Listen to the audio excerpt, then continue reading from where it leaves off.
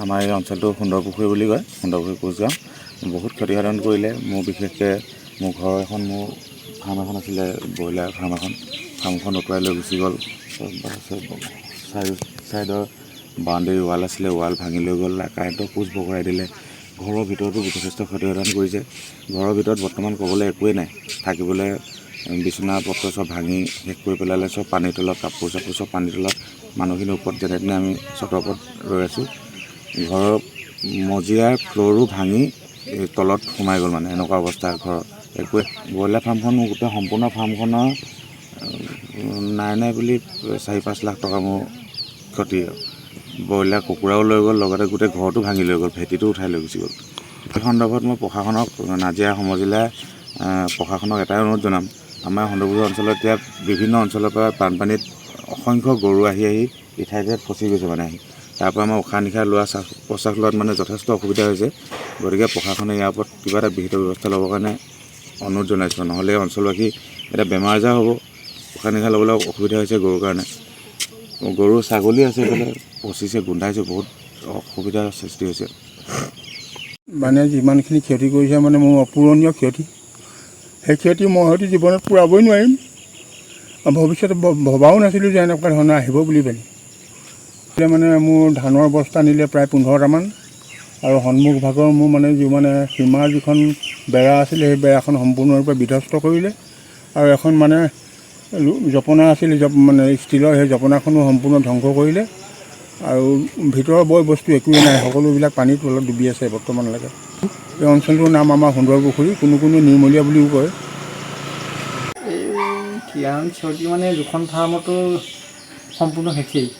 শেষ ব্ৰইলাৰ আছিলে তোমাৰ 1780টা।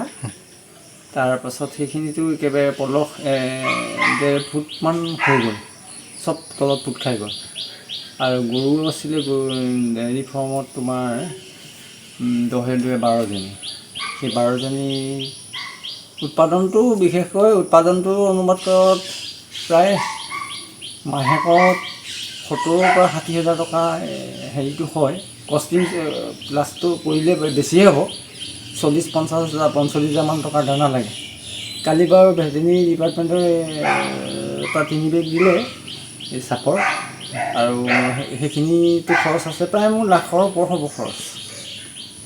কি হোৱা বৰ্তমান ফাৰ্ষ্ট আহিছিলে ভেটেৰিনেৰী ডিপাৰ্টমেণ্টৰ পেগুচাই, তাৰপৰা আৰু অভিলাষ শইকীয়া নেকি, তেখেত দুজন। তেওঁলোকে ভিজিট কৰিলে সোমাব নোৱাৰিলে পানী হেৰিয়ত। আৰু গোহালিৰ পৰা পানী ওলালে বাৰু, ওলোৱাৰ পাছত তোমাৰ তেওঁলোকে ডায়েৰিয়া হ'ব বুলি পেকেট এটা দিলে, তাৰপৰা মলম এটা দিছিলে। তেওঁলোকে ফাৰ্ষ্ট আহিছে। দ্বিতীয়তে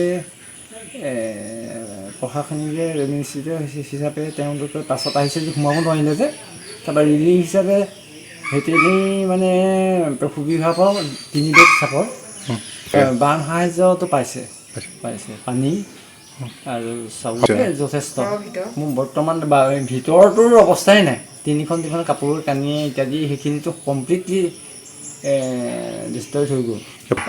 আহ্বান তেওঁলোকে ভিজিট কৰি গ'লেই। আৰু এই অঞ্চলটোৰ ভিতৰত বিশেষকৈ আমাৰ কৃষি প্ৰধান এই অঞ্চলটো, আৰু আটাইখিনি কৃষিৰ বিষয়টো ক'বলৈ বাকীয়ে নাই, একোৱেই নাই। কঠীয়া চঠীয়াটো শেষেই হ'ল।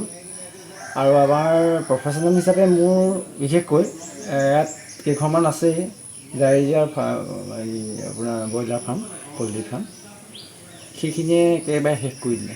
ধান চানটো একেবাৰে টোটেলি নায়েই। আৰু এবুকু পানী আৰু ঘৰৰ ভিতৰত হ'লে কি হ'ব। আৰু ঘৰৰ যে আচবাবৰ কথা ক'বই নালাগে, সেইখিনি হিচাপ কৰিলে বহুত টকা। যিকোনো খবৰৰ বাবে যোগাযোগ কৰক আমাৰ এই নম্বৰত 9181 307 221।